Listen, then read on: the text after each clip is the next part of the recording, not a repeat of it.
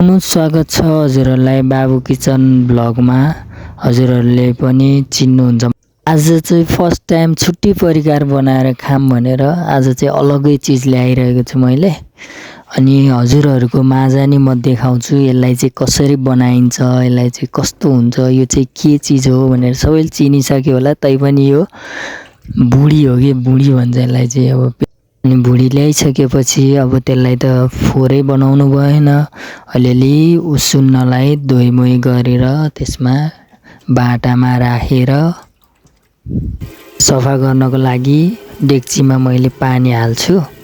अनि त्यो भुडीलाई चाहिँ टक्क उमाल्नुपर्छ। त्यही भएर डेक्चीलाई उसमा आगोमा बसाल्न लगेँ। सकेपछि एक जग पानी ल्याएर मैले त्यसमा घोप्टाएँ, हालेँ भने भाँडा चाहिँ मोमोको भाँडा हो। अनि मासुलाई मैले मोमोको भाँडामा हाल्छु। अनि त्यसलाई मजाले बोइल गर्नुपर्ने हुन्छ कि धेरै एकैचोटि हाल्यो भने बिग्रिन्छ। छुट्टा छुट्टै बिस्तारै एकएवटा टिपेर हाल्नुपर्ने हुन्छ कि मोमोको भाँडामा चाहिँ। मैले चाहिँ पकाएको मोमोको भाँडा हो। फेरि यस्तो हुन्छ हजुरहरू कस्तो हुन्छ भनेर नभन्नु होला। यो चाहिँ एकदम स्पेसल मिठो हाल्यो हो क्या। अनि त्यसलाई चाहिँ हाल्छु। अब त्यसमा गुसु भएको किटाणु सिटाणु भएको सबै जान्छ। हेर्नुहोस् भित्रको कति फोहोर हुन्छ। पहेँलो पहेँलो भएको चाहिँ त्यो फोहोर हो। यो चाहिँ कस्तो खाले आन्द्रा रहेछ मैले पनि चिनिनँ, तर मजा भइरहेको थियो होइन त्यो आन्द्रा समात्न चाहिँ। त्यही भएर हो।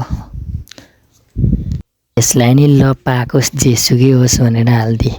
अनि लामो आन्द्रा के लामो आन्द्राहरू नि मैले हाल्छु त्यसमा। लामो आन्द्रा त झन् एकदम स्पेसल हुन्छ नि, भित्र धेरै गु भए पनि। यसलाई चाहिँ बोइलिङ गर्नलाई छ्याप्प ढक्कनले छोपिसकेपछि आधी घन्टा 45 मिनट भइसकेपछि आन्द्रा पनि पाकिसक्यो।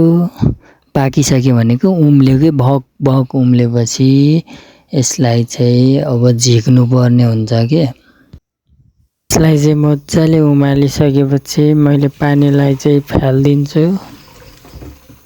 पानी चाहिँ फाल्नु पर्ने हुन्छ यसको।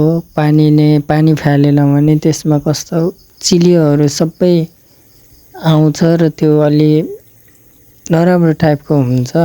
त्यो भएर यसलाई अब फेरि चिसो बनाएर टक्कलाई निकालेर काट्नलाई सजिलो हुन्छ भनेर चाहिँ अनि हामी पानी हाल्छौँ क्या। अनि यसको चाहिँ फोहोर मैलाहरू एकदमै बढी के। अब यसमा भित्र चाहिँ होइन, यसमा चाहिँ एकदम फोहोर मैलाहरू हुने कि। अब गुको चिज त हो तर बेस्ट छ भनेर अनि त्यसलाई नै उक्काउन थालेँ। अब मोबाइल समात्ने आफै कोही छैन एउटा हातले। यसमा पनि फोहोर नै थियो। अब यो चिज मलाई थाहा भएन के हो, तर मजा भइरहेको थियो मलाई चलाउन। यसमा झन् एकदम फोहोर हो। यिनीहरू अब यो चक्कुले चाहिँ काट्नु हुँदैन, यो चक्कुले चाहिँ तरकारी काट्ने हो। अरू चक्कुहरू छ मसँग स्टक चक्कुहरू धेरै। जे होस् काट्ने चक्कुले चाहिँ मैले काट्छु कि। अब खुर्पा छ हजुरहरूलाई कुन मनपर्छ होइन। म अक्कडे बक्कडे बम्बे बो खेल्दै गर्छु क्या। भनेपछि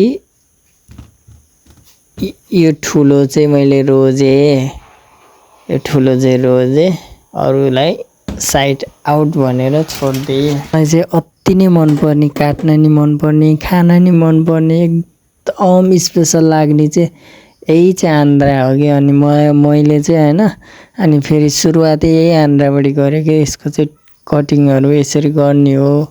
हेर्नुहोस् पिस पिस बनाएर अनि पछि चाहिँ अरू पनि मैले पिस पिस बनाएँ, धेरै पिस बनाइसकेँ।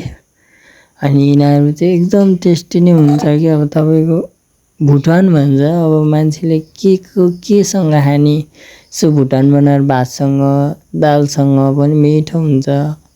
अनि यो अघि नै गोलो आन्द्रा के हो भनिरहेको थिएँ मैले, त्यो आन्द्रा पनि यसमा चाहिँ अलिअलि फोहोर पनि थियो, त्यसलाई सफा गरेर यसको चाहिँ यो पनि मिठो हुन्छ एकदम। यसलाई चाहिँ यसरी काटेँ मैले।